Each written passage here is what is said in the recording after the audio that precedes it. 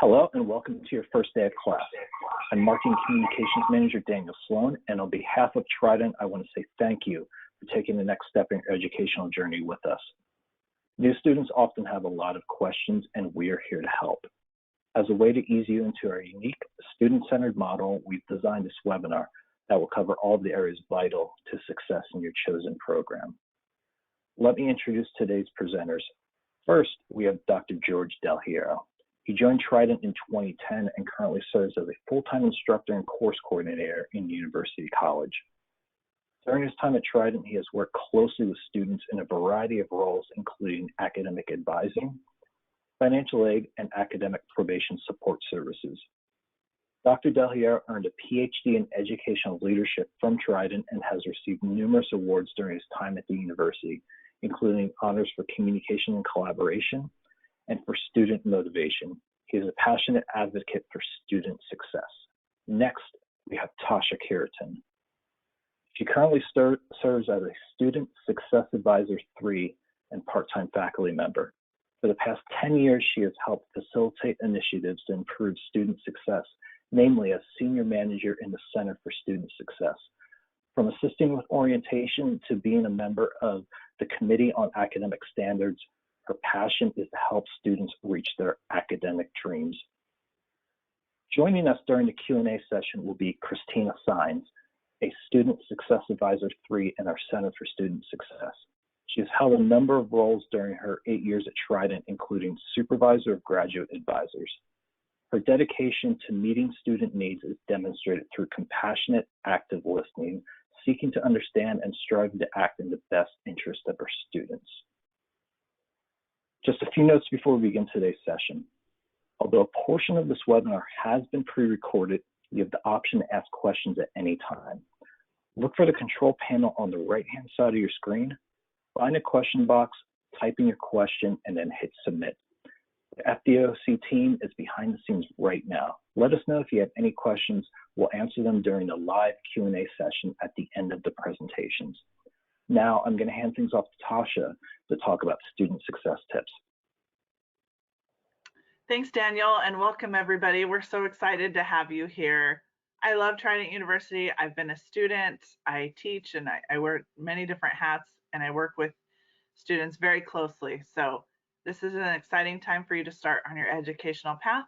Here's some things that we're going to go over today. We're going to talk about tips for success. I'm going to spend some time really digging in there. It can be a little nerve-wracking when you haven't done school for a while, or it's just a totally new environment, and so we want to make that transition as smooth and comfortable as possible for you. Dr. Del Hierro is going to talk about academic writing. That tends to be one of the main concerns with students when they're coming back to school is, how do I write? How do I get back in the mode of formatting my paper? And then we're going to talk about career and networking support.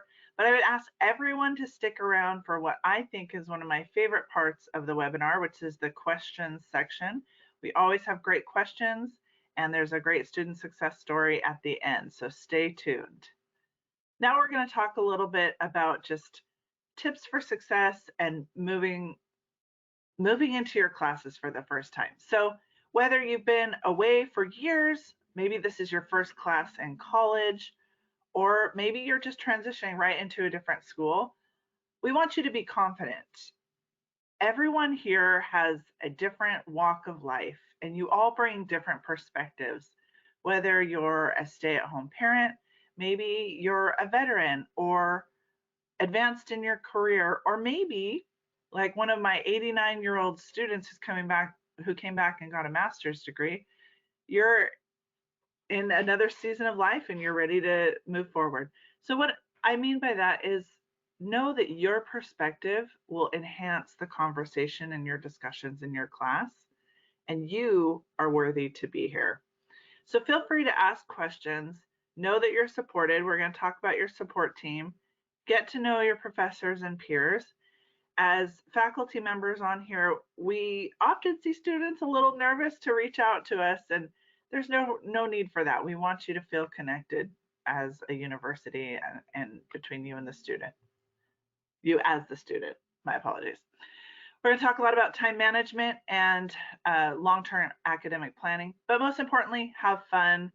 And this will help with your motivation. This is something, if you ever get stuck or just feel like things are difficult, that's when it's time and a trigger should go off that you need to reach out and connect with us. And we are here and we genuinely want to help. So let's start by talking about time management.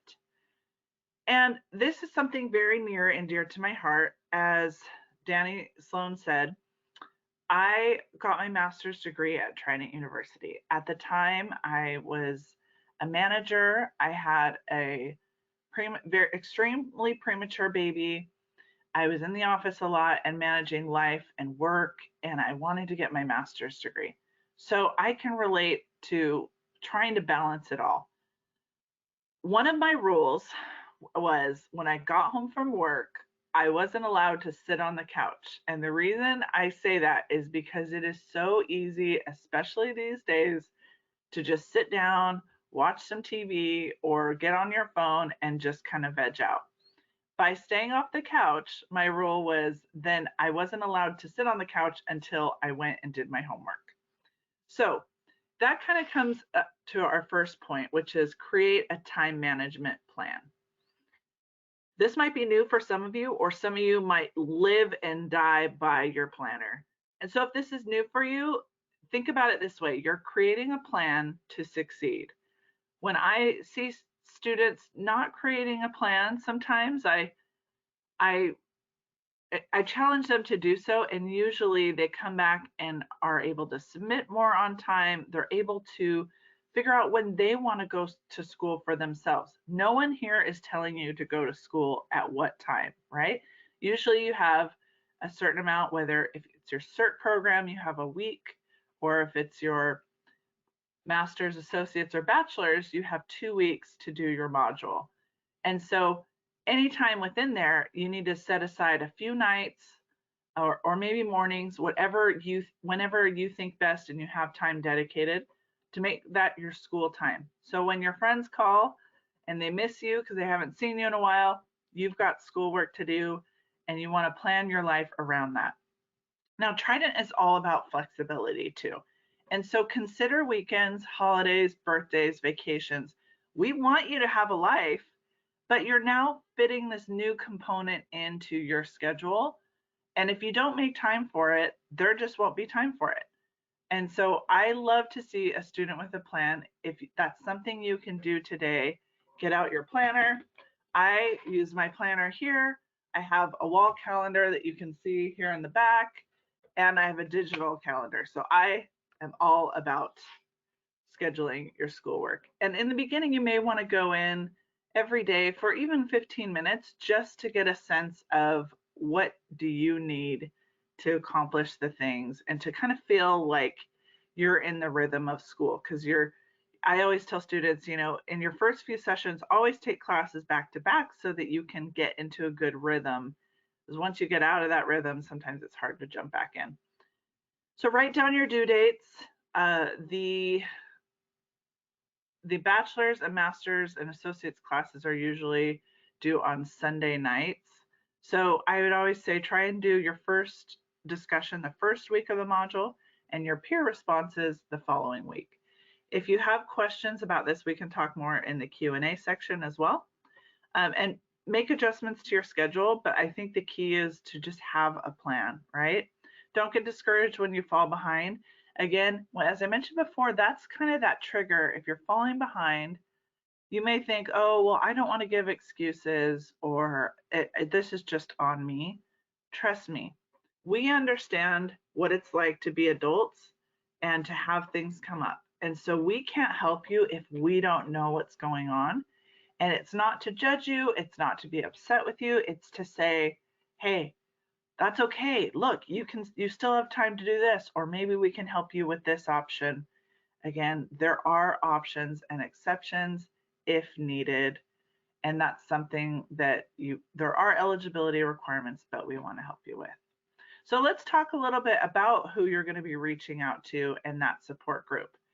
When you log into your student portal today on the homepage of mytlc.trident.edu, you will see 2 photos, and those are consider that kind of like your support team, right? There's going to be your student finance advisor, and there's going to be your student success advisor. Hey, maybe some of you guys have my face on there. You never know. I do support a lot of students, and I love it. And so in addition to that, right now, if you've just started your program, you are working with your admissions advisor. You've probably hopefully you built a good rapport with them. And once they get you all set up in class and started in class, within the first 2 weeks, they're going to transition you over to someone like myself, a student success advisor, who is then going to become your point of contact. I'd always encourage you to save their phone number. Note when they email you. I always try to only email my students when it's something important that I want them to know. And so just kind of start to get in the groove of checking your emails every day, or we text and we call. So, and then finally, the other piece to that puzzle is your instructor. Now that will change from session to session, but they don't know what they don't know, right? And so if you're not submitting work and they don't know what's going on with you, they're just assuming maybe they're not interested in class, or you just don't want to leave any room for assumptions. So I would always say, even just email your teacher and give them an update about what's going on, or if you have any questions, or maybe there's something that you like about the class. So just know that although you're alone in your room or at your desk doing your work, you're not alone. You are part of this bigger Trident family. And so I really hope that when you make it to our commencement and you watch the video or you attend in person, that you can see that you are a part of a much bigger, huge Trident family. All right, so now we're going to talk about some of our resources. You may be wondering, okay, what is there available for me that's going to help me transition and getting started in school? So in your mytlc.trident.edu portal, there is across the top several options, and one of them on the far right says My Resources. Here you'll see a list of resources available to you. Math and writing tend to be a big thing that students are concerned about, rightfully so. Usually students will be nervous about managing their time and writing and doing the academic piece. If you can manage your time, you've got half of the battle won. Now here's the resources that could help. We do use APA formatting as our general formatting style for the school for papers. Now, it is important to note that that's what we stick with, but it's depending on your assignments, it might not be required. Like in a math class, they might not ask that you do APA. We are in the transition right now. Some classes are using edition 6 and some 7.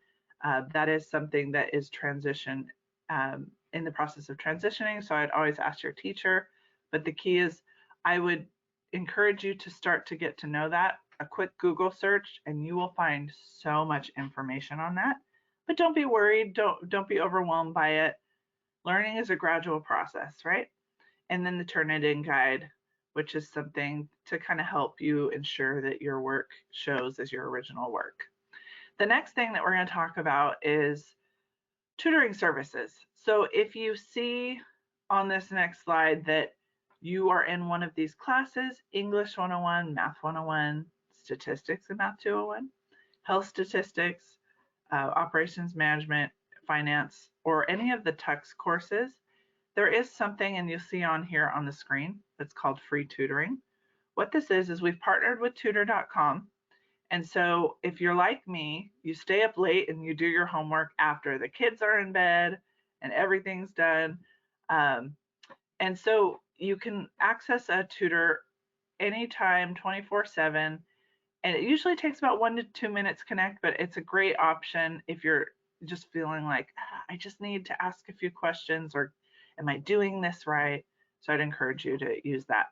The next is one of my favorite options or resources, because it's something that I help facilitate. Every day I'm in this orientation helping new students answer questions, have discussions. So if you have not done that as of today, please go in and before you go into your class, complete the online orientation. You'll have access to it for up to 6 months after you start your program, but it's by far the best way to go in and learn the portal, learn the classroom, and how you can navigate, how you can find your teachers, how you can participate in discussion. You can practice submitting work to make sure that you do it correctly. And I'm in there every day answering questions and just making sure people feel comfortable. And usually the feedback is that, oh my gosh, this is what helped me and overcome that hump and feel comfortable. Next, we're going to talk about just kind of first steps to do. I've kind of laid the groundwork now, but go in, log in to your class, do your orientation, and take a tour of your class. There's not much that you can click on that's going to break your class, or there's really not anything that could break it. But sometimes people are a little nervous. Just click around. There's different ways to access different information. And so the more time you spend in the class, the more you're going to feel comfortable. Look over the syllabus, read the assignments, and post your introduction. I always say the introduction is the easiest part. You literally just go in and say, hi, this is me, a little bit about me. And then you get to read about your peers and see that you might have a lot in common or something to learn from the peers in class.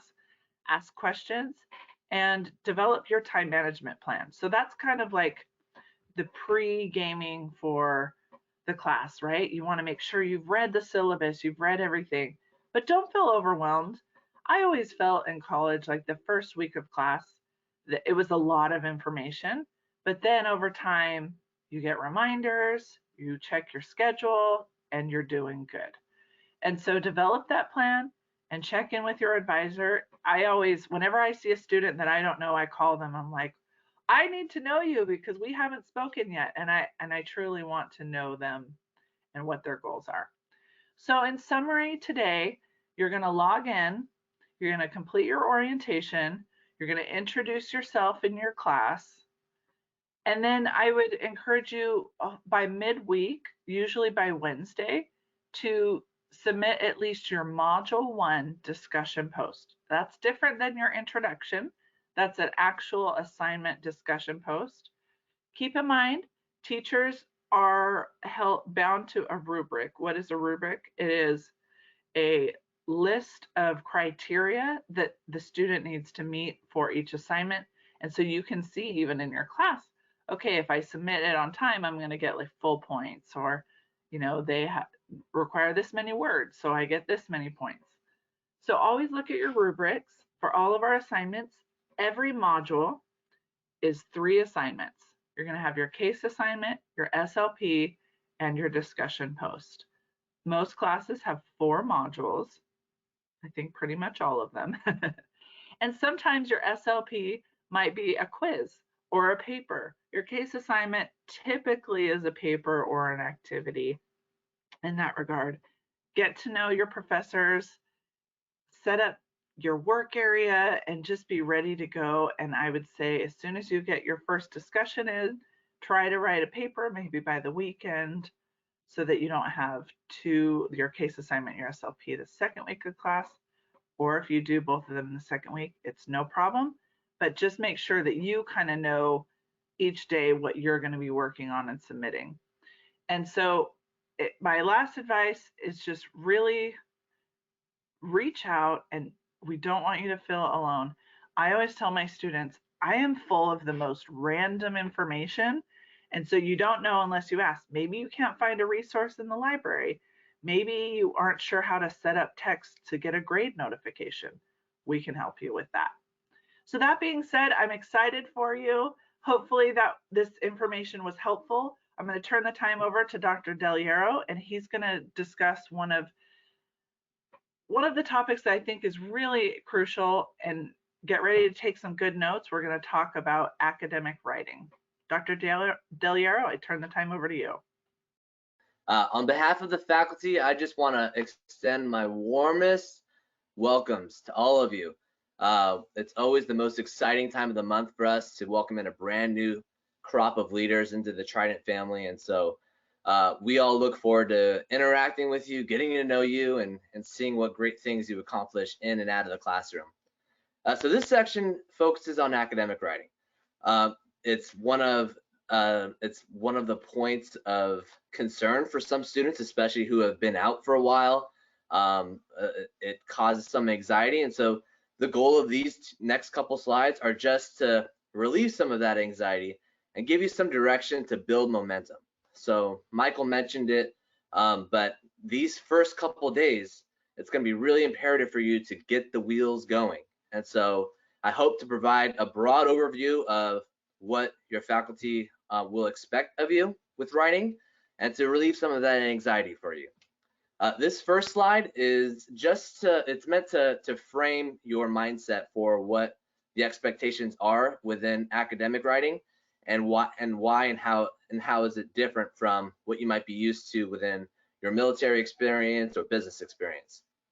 So the three key differences that I want you to think about between business and / military and academic writing are the goals of writing, the process of writing, and voice.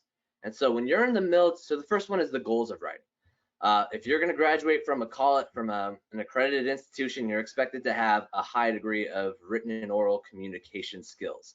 And so that is kind of what we're helping prepare you for upon graduation.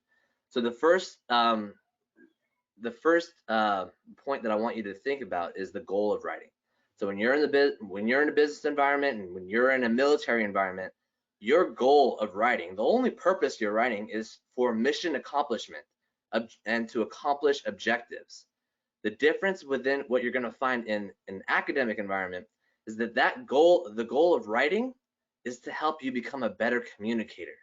And so there are some steps and some areas that we look for as your faculty to help you become a better thinker and to help you become a better writer, a more effective writer. So for example, within the military and in business, you're writing to accomplish this objective as quickly and efficiently as possible. And when you're in your academic classes, we're looking for your logic and rational thought development of your ideas. So sometimes this comes out when you're answering questions as maybe a 1 to 2 sentence or a 1 to 3 sentence reply to answer a question, because you're in that mindset of answering the question and giving the conclusion as quickly and efficiently as possible. But that's not the only thing. That's actually not the most important thing that your faculty is looking for. It's not really what we're looking for. We're looking for the reasons why and how you came to those conclusions, your critical thinking skills, and your logic and your rational thought development. And so that takes more time and it takes more effort to lay out those arguments and to do the research from different sources and integrate the background readings into your experience to support your conclusion. So your faculty member is not just looking for the answer. We're not just looking for the conclusion.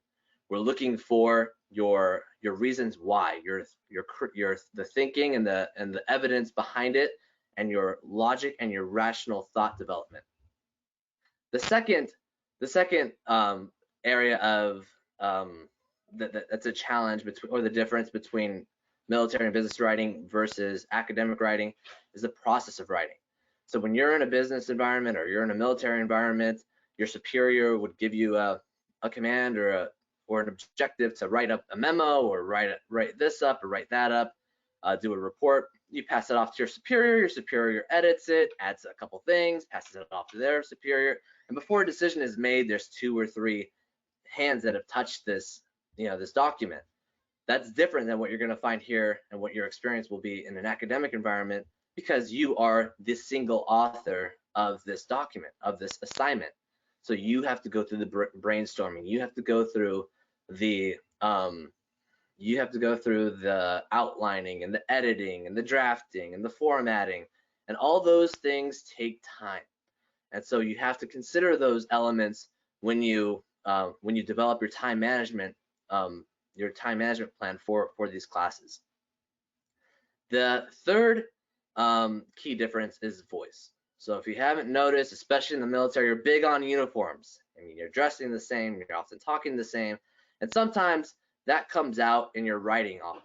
That comes out in your writing, and so that causes some issues because it raises some concerns for academic integrity issues. So we want you to be aware of that. Your instructor will be looking for your independent understanding of these concepts. And so we're looking for you to paraphrase different ideas from a variety of different readings and background sources. We're looking for you to summarize some of these ideas in your own words. So quotations are great, but your instructor will care more about your understanding of these concepts. And that is different than stripping out a quotation and sticking it in your paper. It's fundamentally different, and it takes a lot more critical thinking and a lot more time and effort to summarize these different ideas in your own words and put them in. But that is what your instructor is looking for. And if you consider these things, you will reap the benefits of this program upon graduation, and I promise you will become a more effective communicator and contributor to your organizations. The next slide is just meant to give you a general overview of academic writing structure. And so this is not an all-inclusive slide. These are just some tips that as an instructor, I see students kind of missing these points. And so as a writer that you may not have as much experience in an academic environment, or maybe you've been out for a while, I hope that this gives you some direction to get the wheels going and build up that momentum early on. And so there are more resources, more in-depth resources like the ones that Michael mentioned within the Writing Center and our resources drop down. So please make use of that. But here I just want to frame your mind into what we're looking for in terms of structure and content. So there's basically going to be three main parts of your essay: the introduction, the body, and the conclusion. And so your introduction is kind of like any presentation you may give, like a PowerPoint presentation. You always have a first slide that tells your audience what you're going to be talking about and why it's important. And so that's your introduction paragraph. You're just going to be basically presenting an overview of what you're going to be talking about and why it's important. So I want you to think about this because there's an important statement in your introduction that your instructors look for, and it's called a thesis statement. Essentially, this tells your reader what the purpose is of your essay. And so a great way for you to know what your instructor is looking for is to look at the module learning outcomes. So every module, you have 4 modules. Every module will have learning outcomes on the home page. So every module will have learning outcomes for every assignment on the home page. That is basically what your instructor is looking for, and that is what your instructor will be looking for or measuring your understanding of those concepts. And those are great statements to put into your introduction paragraph, and to help ground you when you're answering these questions. So in addition to the learning outcomes, your assignments will have like 3 or 4 questions that you have to answer. Use those learning outcomes as like the lenses to view those questions. So address the learning outcomes through answering the questions. So consider that with your thesis statement development, and definitely make use of those module learning outcomes because they give you what your instructor is looking for on each assignment. From there, you got your body paragraphs. And so the best recommendations I could give you when you're first getting going in your writing is to break up those questions into sections and subsections using headers and subheaders. So just like on a PowerPoint presentation, you have headers that tell your reader or tell your audience what this slide is about. Same thing within your essay. Include a header, include subsections within that make it overtly obvious to your instructor that you are addressing this part of the assignment. This is the key term that you're going to be addressing. So not only does it provide some structure for you for your essay, but it also makes it very obvious for your instructor that you are hitting all those points within your assignment. And so again, going back to the content of your assignment, is your instructor looking for the conclusion? Yeah, sure, we're looking for your answer to the question, but again, we're looking for the reasons why. And so when you draft your paragraphs, I kind of want you to think about aiming for about 4 to 7 sentences. Trust me, nobody's going to be counting your sentences out, but I think it's a good guideline for you, because if you're going below that 4-sentence mark, then you're probably being a little bit too brief or concise, and you're not exploring the topics or discussing the topics in detail. So make sure you're going back and citing some evidence from your background readings. Again, we're looking for APA citations and some evidence, some objective research and evidence to support your conclusions. And if you're going above that 7-sentence mark, then you're probably rambling on too much, or you could make that into a more concise structure to better highlight your ideas, or you just need to break up that longer paragraph into some more paragraphs, into maybe 2 or 3 paragraphs. But you don't want to go on and on a page and a half of text, of block text. You really want to break that up into small sections and subsections, include those headers, and make it really easy for your instructor to pick out those main points. If you're struggling, again, I talked about the thesis statements above, but if you're struggling in terms of how to start a paragraph and what your instructor is looking for, I always mention these points right here. Define the key term, explain the application of the key term to the assignment, and then discuss why the concept is important to either the module learning outcome or just the class in general, specifically, and with specific focus to the module learning outcome. So those 3 points, I think if you cover those, that should get you to that 4 to 7 mark. Include some evidence in there to support your ideas, and that's a great way of just getting started. This is not going to be the perfect way. I can promise you that your instructor will give you feedback, but it's really important for you to take that feedback and then just continue to build upon it. Your instructor is not looking for perfection. In fact, you shouldn't expect that of your instructor. We're here to make you better communicators and better critical thinkers. That's our value. That's our objective. And so when you explore these concepts in a variety of different ways by defining and explaining and discussing the value of these concepts, you're in essence exploring these concepts from a variety of different ways, and you're thinking about them in different ways. So consider that when you're drafting up your assignments. And then the conclusion paragraph is the last part of your assignment, and it really just reflects, it's just kind of like a reflection of your introduction. Your introduction is telling your audience what you're going to be talking about, why it's important, and your conclusion is going to be basically stating what you already have talked about and why that's important. And so they're mirror images of each other. Again, this is not an all-inclusive, these are not all-inclusive suggestions. It's just simply to get the wheels going, and over time you're going to receive more detailed feedback from your instructor to become a better written communicator, a better writer. And so I just highly suggest that you accept that feedback, and with willing and open arms. So I hope that helps. Again, refer back to the resources under the writing resources under the resources tab if you need some more in-depth advice. Always reach out to your instructor, because we love hearing from you and we love to support you in this process. Honestly, it is our honor to serve you.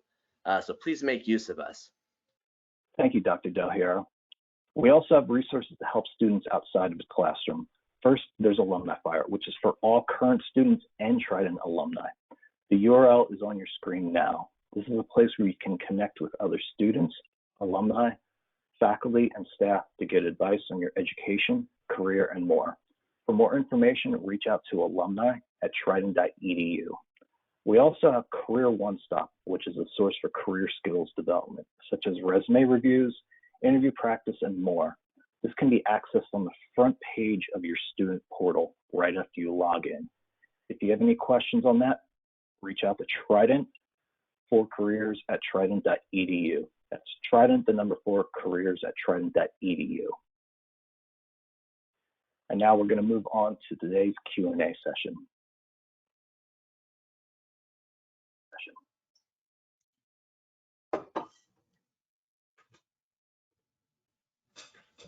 Hi, everyone. Hi, George. Hey, welcome to the new session, everyone. Dr. Del Hierro, Christina, and unfortunately, we do not have Ron on camera today.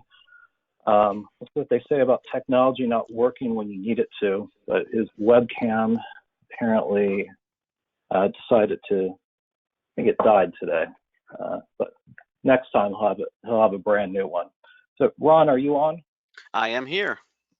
Great. And Ron is a student, or an admissions advisor with Trident. And bring that up because Ron, the first question Q&A session is for you. Okay. Great. Student, they want to confirm if both case assignments and SLP assignments are due on the same date. No. The simple answer is basically no. Not necessarily. You can do them on the same date, but modules are 2 weeks long, so you have 2 weeks to get your assignments in. As I think Tasha mentioned earlier, usually the first assignment that's turned in is a discussion within the first couple days. But what I usually tell my students is, each class is a little different, but review the class. When you first go into class and you see your case and your SOP assignments, read them, review them. If you're not sure which one you should do first, you could always check with your instructor as well, or your advisor, for suggestions, but they're not due necessarily both on the same day, no. I'll just piggyback off of that really quick. So what Ron said is true. Everything has a due date. So all assignments, your discussion posts, your assignments are technically due on the same day, but you have flexibility to submit them in at different times. So that's really the beauty of the Trident experience, is that you have the flexibility to submit your assignments in early, gather feedback from your instructor, and then at that same time you can continue working on another assignment. So consider that as part of your time management plan. If you're enrolled in one class, a really good strategy is to try and get one assignment in the first week, and then maybe another assignment in the second week.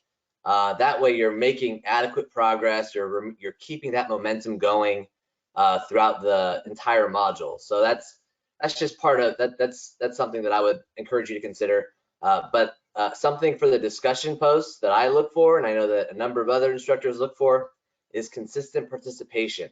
So although you can, the due date for the discussion is the end of the module, really we're looking for consistent participation, which is what I would recommend is that post at least once a week for each module. I know that we encourage you to submit the Wednesday before, and there's good reason for that, so that you can build momentum, especially during these critical first few weeks.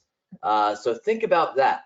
How are you going to build momentum? How are you going to get into the groove, and then get yourself into set up some minor deadlines for yourself each week, submitting assignments each week, so that you can continue that momentum throughout the course. Just wanted to put that in there. Great, thank you. And Christina, if you don't have anything to add to that, I do have a question. Yeah, that was pretty for thorough, you. so. Yeah. Yeah. Okay. Great job, guys.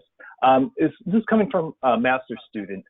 They graduated from Trident in 2012, and it's been a while since they've been in school. Is there any tutoring or help with navigating through the website for a student and master's program? Because everything looks totally different from the last time they were in school. I would definitely say if the student hasn't already, to go into the orientation course, because I help me and Tasha Kirtan, we both work on being the facilitators for the class, and it goes module by module and explains everything that you basically need to do to get the technology set up and to get basically everything, that you should be aware of to be prepared. So yes, there's been a lot of changes since 2012. I've been here since 2012, and so I know how much has changed along the way, just the course format and so forth. But I think the things that are the same is that the assignments are still the same, essentially, like the format of them, but where you find them will be different. So I think orientation has the best location or like spot to just find a lot of information to get up to speed in the quickest amount of time. Because the orientation is basically open for, it's students were in there last week, but then they can be in there all this week too, kind of toggling between the two classes to make sure you're, get up to speed and able to jump into the regular class as well. Yeah, that's great information. And again, I just kind of want to piggyback a little bit off of that. Yeah, when you're transitioning into any university environment, you're going to experience some kind of learning curve. I mean, even if you're going to a brick and mortar school, you are still trying to figure out where the bathroom's at or where the water fountain's at. So same thing here in an online environment. You're going to have to try and figure out where your assignments are, where your drop boxes are.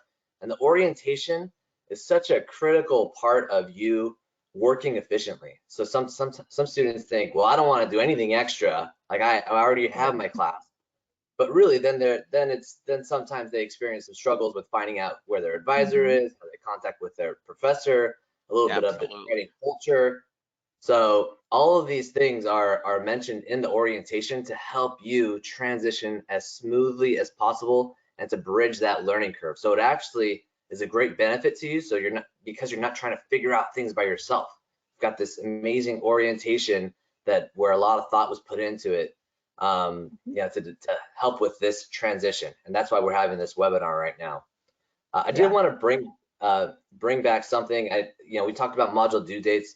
Something that's really important for you to know about the Trident culture is that we understand that you're adult learners. You've got other priorities. You've got full-time jobs. You've got multiple jobs. You've got kids. You've got family. Emergencies happening. COVID is here. You stub your toe. You have to go to the urgent room, or any number of things that pop up in your life affects what happens outside your life affects what happens inside. And so if you need some extra time or you need your professor to be flexible, please reach out to us. We have policies and practices in place to help you be successful. And so there's not an excuse that we haven't heard before, good, bad, or ugly.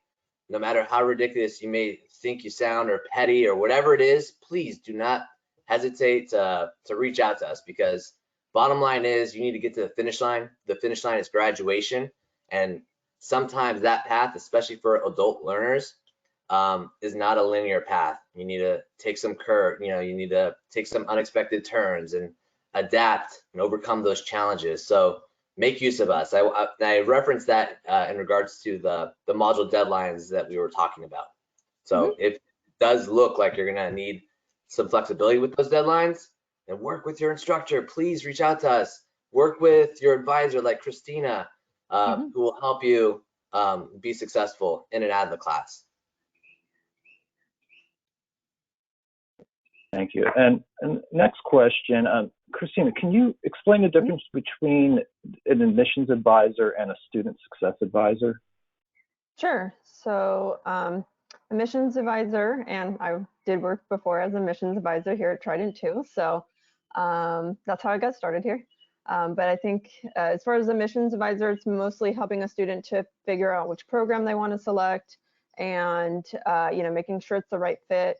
So essentially they help with the application process, any documents that are needed, and just trying to make sure that they're admissible to the program, and then getting them set up with locating the orientation course, walking them through, making sure that financially they can make the arrangements to be able to afford to go to school.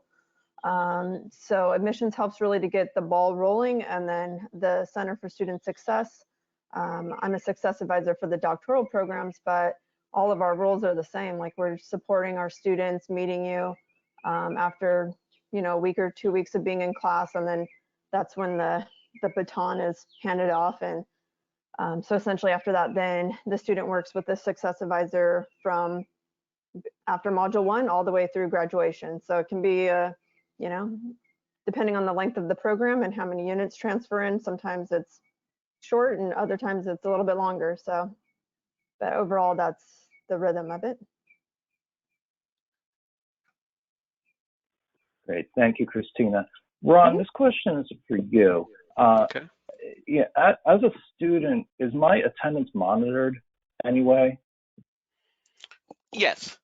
We, your advisor, your student success advisor, and your instructor basically know if you're in class, if you're not, sort of like Santa Claus. We know if you're good or if you're bad. So yeah, we do know how often you've logged in, how long you're in each module, what you've submitted, what you haven't submitted, which again goes to the importance of participating, because a big part of your grade is how active you are in class, how much you participate when you submit your assignments. So the short answer to that question is yes. Okay, yeah, so to clarify, the attendance is monitored in just your one's participation and whether or not they turn in assignments. There isn't a specific time that a student needs to show up. I think that's what I think that's what the student is getting at.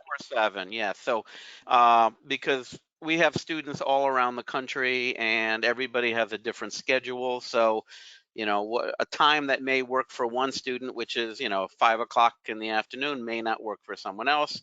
So the time itself is up to you, but it is monitored. We do know when you're in, but it's up to you to keep your own schedule and work with your teacher to make sure you have a schedule that works for you and that you get all your work done on time. Yeah, and I would like to add too, if you don't mind. I would say that, we do look at it. We're not attendance taking though, so we don't necessarily, you have to participate during the first 2 weeks for administrative drop. But overall, what I find is that the students who are logging in more regularly are the ones that are the most successful, because you're engaged and you're trying to stay up to date on everything that's going on. And so I think that helps out a lot, just to, regularly be able to jump in and see what's happening. So correct. Than just like submitting on the deadline and then being gone for 2 weeks. So yeah, definitely logging in regularly. And so, but I do check on students if they're not logging in. I'll be like, you haven't logged in in a couple weeks, and that also lets us know that something may be wrong, or just something, or life's just happening. And so, the priorities maybe are just kind of realign and try to make sure that you don't fall behind. And then sometimes that can, have negative, kind of get a plan to catch up. So, but I would always say that we want to keep you engaged and we want to help you be successful. So always let us know if you ever feel like you're falling behind and want a strategy, because that's what we do and we want to help you. Great, thank you. And then got one more question, and I'm not sure who I'm going to send this one to. Actually, I'll start with Dr. Del Hierro on this one, because I believe I've given this one before, and he has a great answer for it. And if I know I have a vacation coming up around Memorial Day, is it okay to work ahead and turn in assignments early?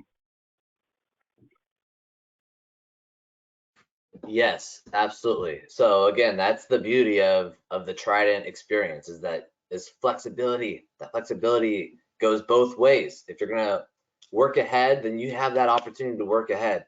My only caution, my only warning to you is if you're working too far ahead and you're not receiving the feedback from your instructor, you could be missing out on valuable information to earn the highest grade. So consider that. But if you're going to work ahead, then please do. If you have scheduled vacations and you want to work with your instructor and set up different timelines, then we're happy to do that too. We just want to hear from you. So that's what I'd like to say about that.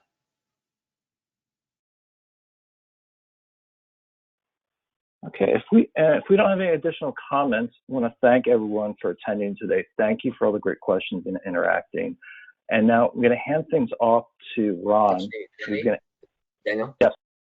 I did want to say a couple things just really quick as everyone was talking with Christina and Ron.